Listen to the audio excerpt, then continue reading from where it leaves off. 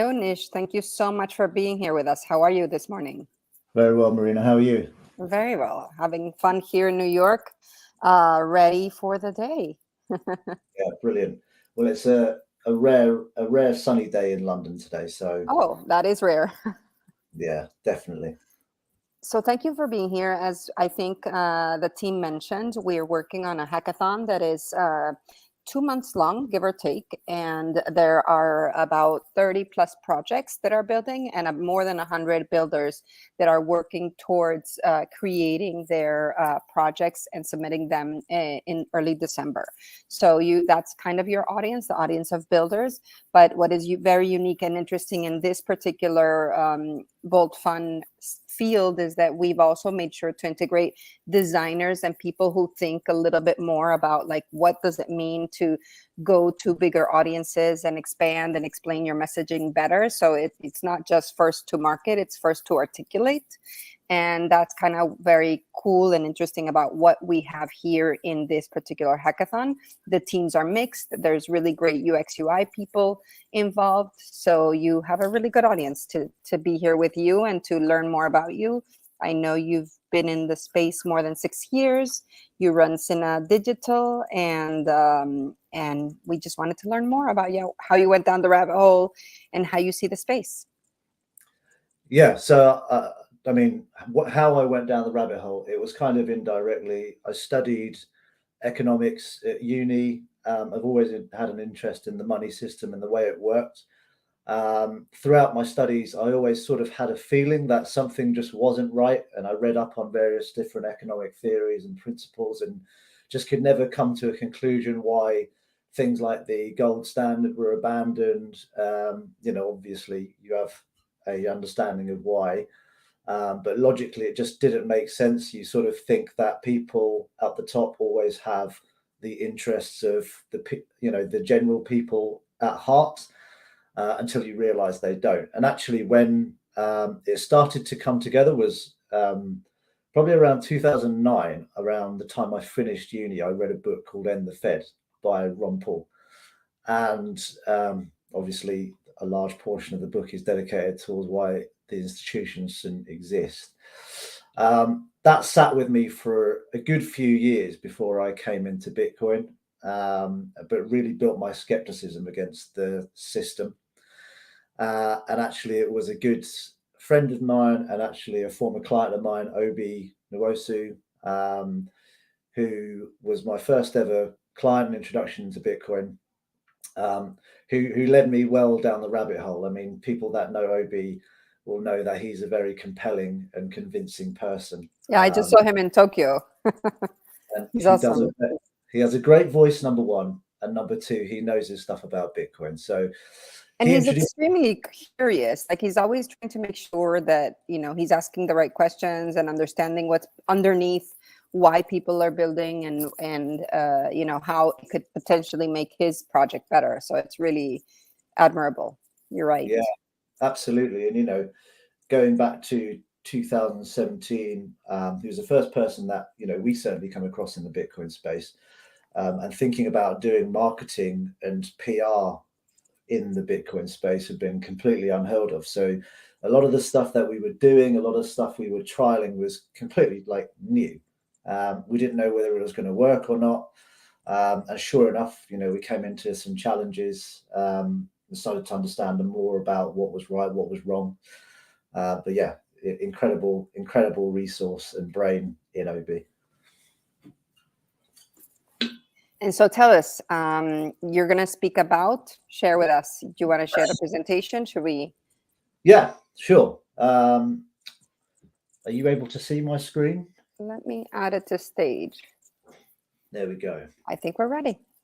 Cool. So I'd been asked, this is a topic that had been floated around by Oleg and the team for quite a while.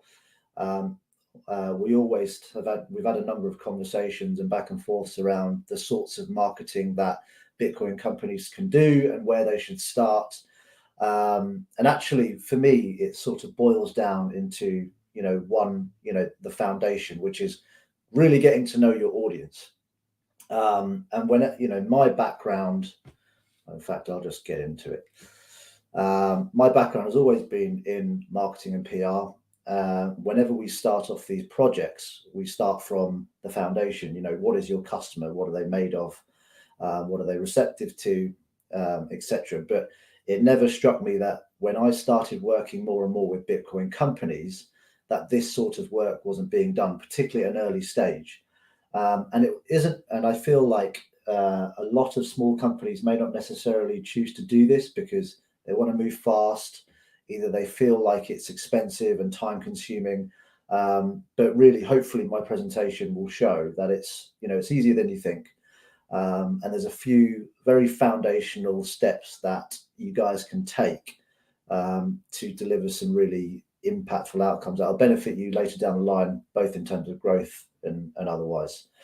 So I'll give you a little bit of an introduction about ourselves. I'm going to try and make this presentation as short as possible. A, because I've got a really barky dog in the background and I feel like she'll disturb me. But B, I'd prefer to go straight into some questions if that works. So I set up Sinner originally as a marketing and PR consultancy for financial services, fintech, and enterprise tech companies. And I guess the reason why we started to grow and became quite well known is purely because we have an expert-only team, across our disciplines of content, PR, marketing, strategy, design. So there's not really any junior staff. We can move quickly with our clients, and our clients trust us to get the job done well. I mentioned before, we're multidisciplined, so all in one agency. We're small and boutique, but because we've got an experienced team, we can handle a relative load of work very quickly and give great advice. I like your SEAL terminology.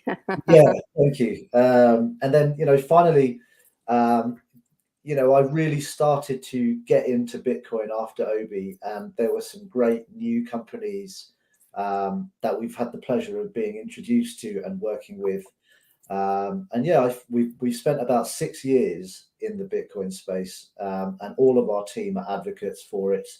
We're really excited about it. And I guess one of the really interesting things being in my position is you're quite privy to seeing companies' latest technologies, where they're going with it, and also being at the forefront of a discipline which is kind of like quite a lot of new terrain. Doing in the Bitcoin space, a lot of it is completely untested. We're starting to find ways and means of leveraging different approaches, but a lot of it is completely breaking new ground. So it's creative. It's creative as well as being fun. So the main premise of this presentation is what I would class as like the foundation of not even marketing as such, but also just fundamentally building your business. And no shit, it starts with knowing your audience. But when I say that to people just generally gloss over and they're like, yeah, cool, yeah, we got you. But what I want to share today is just a little bit about how you get to understand your audiences and some of the benefits of doing so.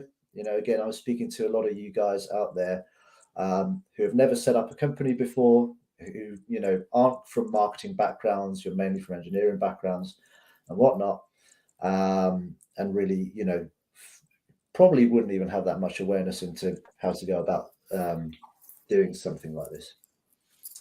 So let's start off with a little exercise. And Marina, I don't know if people can contribute in this space, but I wanted to just find out who we have in the room, right? And my assumptions are, we've got builders and creators as backgrounds. You guys are truth seekers, libertarians, critical thinkers. You want to challenge the status quo. You obviously have an understanding of why Bitcoin is important to our world, to humanity, and the sort of ways it can serve us to build a better future. From a personal point of view, you value freedom, family health, fitness, knowledge. You are building to help people realize the various benefits that Bitcoin can have, not just as a utility, but also as a tool to empower and enrich people's lives. And lastly, you're in the process of building something very amazing, we hope, and are trying to figure out how the fuck you grow. Yes, I think one thing that is here already, but I realized that yesterday when I went to an event, we are not the type that are looking at the price every 5 minutes. I mean, I was talking to somebody and they're like, oh, and it went up and it went down. And clearly they're checking every 5 minutes because they're seeing it from a financial standpoint. And this group is building it. So they're really more worried about like what is happening with Taproot, what is happening with Bolt 12, what is happening with XYZ. So they're much more into like how it can grow and how it can get better than what price it is today. Obviously, we love the good prices, but it isn't what drives us. Yes, and I think that comes with something a lot of parts of the world that are broken do not have. You know, we're taking a lifetime perspective. You know, our time frame is life. It's not speculative. We're not here looking at, Yes. and that's precisely why we're not looking at the price, right? We're not worried about the intraday, squiggles. We're just worried about the long-term trend. And we all know where that's going, but all of us in this room are building something that's going to contribute towards it. Don't be afraid of work that is never ending, right? Yeah, that's right. So, you guys can fill me in at the end if I'm Yes. right, if there's anything I've missed here. But the reason why those questions matter and why I asked these questions in my mind before is because obviously when I do this presentation, I want it to resonate with you. I don't want to be serving you something that is complicated, aimed at big companies with a different profile. Therefore, it allows me to, adapt my presentation to make sure it is on point for you guys as founders in the Bitcoin space or creators in the Bitcoin space. Importantly, it'll allow me to provide that actionable advice and evidence that address your specific pain points at this particular time. So, this presentation would be no good if I'd researched that you've already built a company, you've raised a load of money, and you've got a marketing team. Just wouldn't make sense, right? And lastly, the selfish point is allows me to establish myself and my company as experts that can support you in your growth, right? And that's the reason why, I started thinking early, before I started building it, it was very important for me to think about who I'm serving this to. Why you guys should care about your audience is it really helps you validate your ideal customer, right? It helps you, because of that, helps you identify new growth opportunities. So you may be looking at your product through one heuristic, right? But if you know your customer, you obtain feedback into their habits and their needs and their genuine pain points, it could open up new routes that could in fact be more profitable, lucrative, and growth worthy than the initial. It'll help you develop the product and the UX in a way that is in line with your customer. For example, if you are, if your product is designed to serve the elderly, it's no point having a highly complex digital interface that's going to blow their minds and discourage use. Really, really importantly, from my perspective as a marketing salesperson, helps you build a powerful, high return on investment growth plan. We'll get into that a little bit more in a second. Similar to point 2, help you discover the hidden features, issues, and opportunities within your product. And this is an important one for you guys as you start to develop. It'll help you validate your growth to investors, right? More and more conversations I have with investors who are investing in Bitcoin companies, one of their pieces of feedback on pitch decks is there is a lack of understanding into how the founder knows they're going to grow. They don't provide enough evidence. And that's super important. If you're giving someone money, you're going to want to know if they're going to get it back and how they're going to achieve the returns, right? Yes. Now, if you don't do building with revenue in mind, basically. Exactly. Or at least in your presentation, you should show it. Exactly, yeah. So if you don't do this, you won't find your customer base. You'll hinder your potential. You'll overlook growth opportunities, right? You'll probably deliver a subpar product that's missing a lot of features or even the key feature that your audience wants. You'll go down a lot of bad rabbit holes of trying to find growth in places where it doesn't exist, spending time and money. You'll miss hidden opportunities, and lastly, you will obscure your fundraising attempts. You'll really limit yourselves. So for me, it can be simplified. Audience research can really be simplified into three very simple phases. You've got one phase, which is the hypotheses, which is what I give. This is what I gave you right at the beginning of the deck. Just stuff that I thought about, which would be relevant to you, that will help me craft my presentation.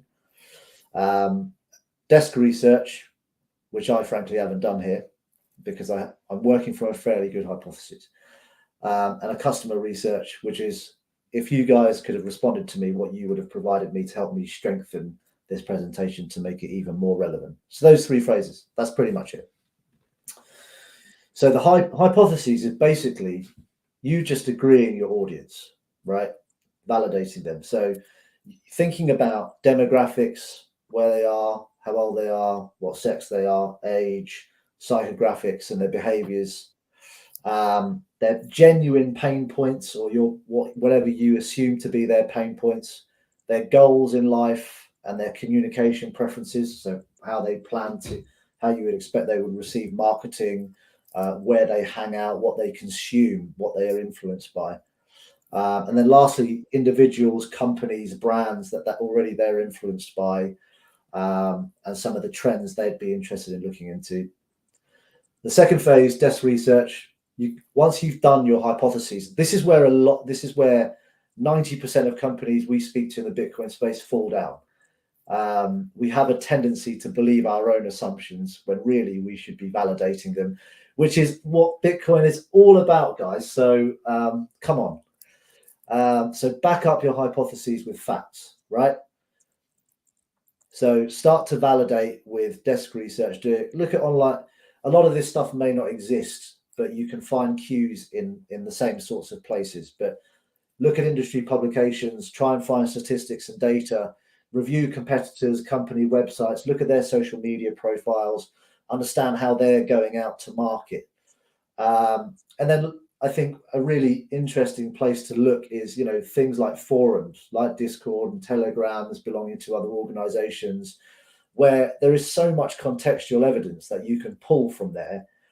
They help you understand where people are annoyed at products, where people are happy about products, what they're delighted about, where there are opportunities. There's so much information. It's pretty much staring you in the face. It's just about extracting it and using it to your advantage. The final bit of this is user interviews or audience interviews. And this doesn't need to be super extensive. What I'm saying is, once you've done the first two parts, you've formulated a really solid hypothesis, you can use that to then start conducting research into your audience to kind of figure out, okay, are we really going down the right lines? Is this product the right approach? Is this growth approach the right approach? Are we selling in the right ways? Are we positioned in the right ways?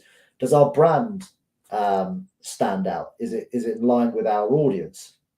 And I'd say, if you're going to go down that track, starting with like 5 interviews with various different types of audience personas that you might define or decide upon, would be enough to give you direction, particularly as a very, very, very early stage founder. You don't need to do any extensive work beyond that. Okay. I appreciate this, because I've noticed a lot of times that the marketing teams are hired to just deliver a message. They don't spend enough time actually figuring out what the users want or what they need. And often some of the conversations we've had is we stay in this bubble, right? When you go to a Bitcoin conference and, everybody says, break the banks and, uncensorable and blah. We use all these words that are part of our tribe and are very clear, but we don't take the time to understand what are the words that the other tribes are speaking and using, right? So maybe they don't want the negative uncensored. Maybe they like optionality, right? So what are the words that are going to attract more people in versus out? And then another theory that I love, which is the jobs to be done by Clay Christensen, the milkshake, right? Like, what are they doing? How are they using the product? What problem is it solving for them? Before you just go down and send your message to them, right? Like, it really is important to know where they are in their journey, what is important to them, how they use money, how they what access they have or not, no access, what pain points they've had with it, to then be able to say, well, this is how our product solves this for you or helps you improve your financial freedom and liberty and sustainability or whatever, or long-term planning, right? So if we really think outside our tribe, then we can really help them much more than just sending the message out, right? That is what I've seen several kinds, like send the message, send the message. Yeah. And we really need to think more deeply about what message we're sending. Yeah, you're quite right. And I kind of stress to a lot of companies in Bitcoin that we speak to, creating a product for Bitcoiners is the easy part. That's really the easy part. But, we as an industry, we talk a good game about Bitcoin taking over the world. But it would be virtually impossible if we speak the same lingo and continue to behave the same way, and try and impress that upon the outside world. Right? No chance. It's not going to stand up. The way I describe it to a lot of Bitcoiners is, imagine you're a kid and your mum says, don't go smoking that cigarette. Don't smoke cigarettes. Don't smoke cigarettes. Don't smoke cigarettes. What's the first thing you're going to do? You're going to go and you're going to smoke that cigarette. 10 of them in a row. Exactly. And this is often how I see a lot of marketing in Bitcoin being done right now. But in order to truly take over, in order to truly cross the chasm to the normal world, we need to kind of go. We need to go into camouflage mode, right? Does that make sense? We need to speak their language. We need to really understand how they want to receive information, products, services, and put Bitcoin in front of them without them even knowing. Right? Agreed. And it's a hard pill to swallow, because as Bitcoiners, all you want to do is talk about how great. Thank you for that, whoever put that reference there. One of my favorite books. Yeah, I've lost my train of thought. I was helping you and then I distracted you. Yeah. I mean, I think that's it. We have to go into camouflage mode. We really have to do a good job at positioning these services to the outside world and take them by surprise without them even knowing. I think that is a true art. You know what I've noticed as well? Like, there's a part of us where I've seen several Bitcoiners who's like, obviously Bitcoin only and Bitcoin is the way. But then the minute they interact with the regular audience, the people that are not in the space, vendors and regular day-to-day people who don't understand Bitcoin, don't trust it yet, there's this sense of, I don't know if I want to say, like, there's nothing to be done, right? We can't convert them. They want shit coins. We just gotta deal with it and give them what they want. And one of the things that I've always discussed with clients and people is, we're in the business of delivering trust. And if they trust, and you've built this conversation and you have the WhatsApp groups and you have the Discord and you pay and you deliver and you show that the product works, then eventually, slowly, we can get them to trust Bitcoin, get them to keep some of their savings in Bitcoin instead of immediately converting to a stable coin or whatnot.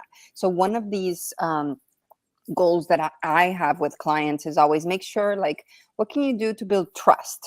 beyond Bitcoin, right? Beyond whatever product we're selling, they need to trust us as a team, a product or project. And sometimes I think I want to make sure that the teams aren't giving up too fast and being like, okay, shit coins it is, right? Yeah. How can we keep them with the faith that the world can change and does want Bitcoin? Yeah. I think this is me just speculating, but if I was to put myself in the shoes of, someone who has no idea of Bitcoin or cryptocurrencies or anything like that, it's really intimidating, right? Because Yeah. fundamentally, Bitcoin is an ideology, and those that connect with that ideology feel incredibly passionate about it.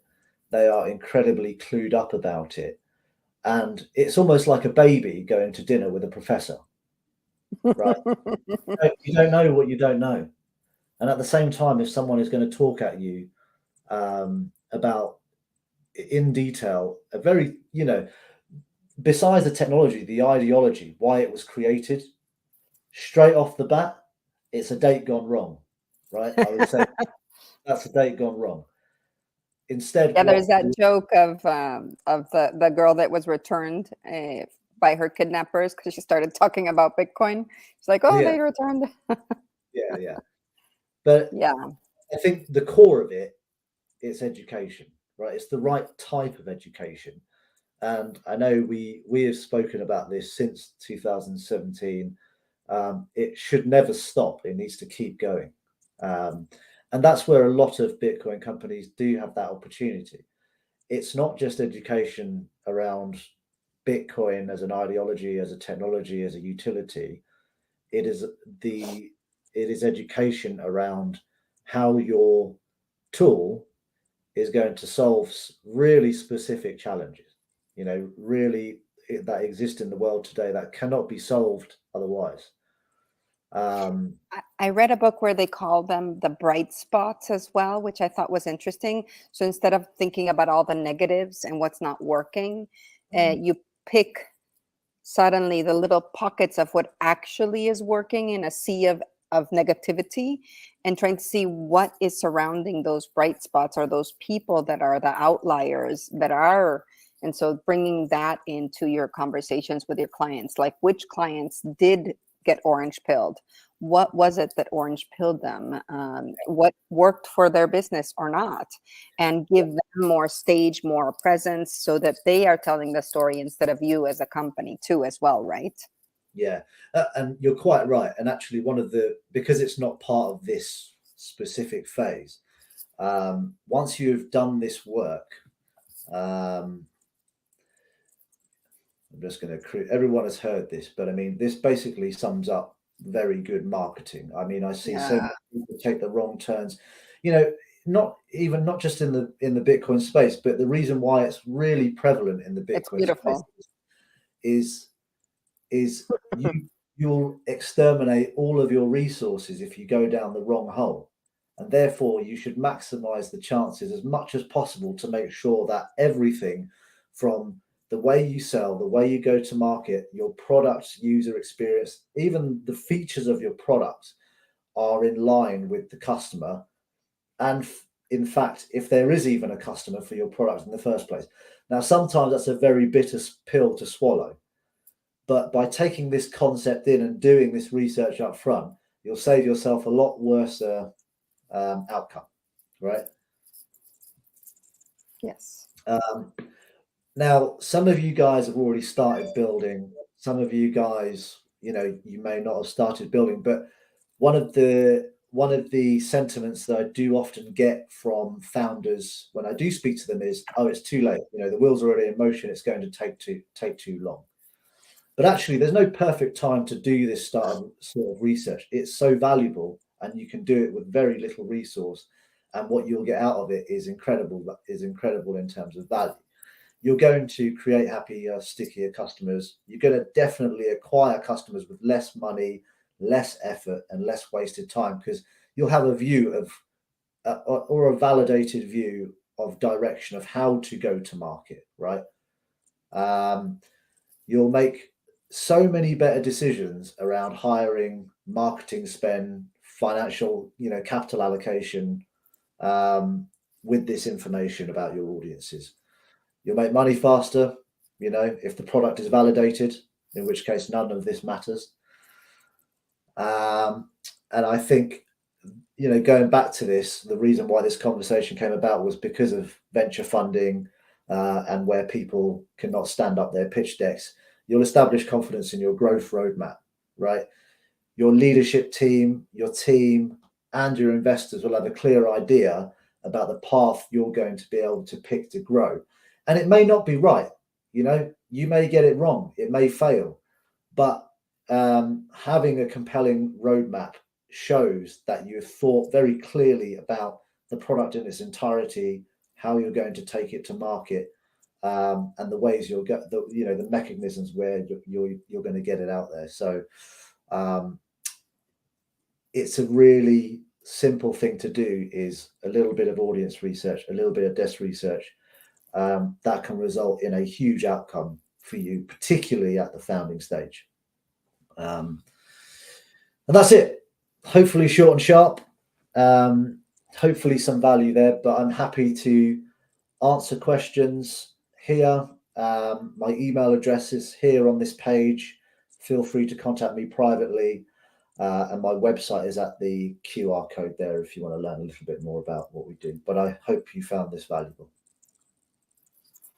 Thank you, Nish, for being here. I know that the audience is a mix of designers and builders, and I already saw Mo saying hi over there, so I'm happy that she's there. She's in the Bitcoin design community, has a few grants that she's working on, and is supporting several projects in the Bitcoin space, so it's nice to see her there. And Johns is with us, so I'm going to make sure that he knows to say hello shortly. He's a incredible designer and thinker as well in the space, and so he's came up with the hackathon ideas, and that's why we're also working on the Legends of Lightning, and we've done the Noster, and in fact we collaborated with Obi for the AI for All hackathon, so we know Obi very well, and it's been great to collaborate. So Nish, we can find you in the website that you mentioned, and you are also on Twitter at Nish3, if I'm not mistaken, correct? Capital N, Nish3. Okay, capital N. And so we'll see you soon, and we appreciate having you, and now people know how to connect with you. So thank you so much for being here. Brilliant. Pleasure. Thank you very much, Rina. Very nice to meet you. Bye-bye.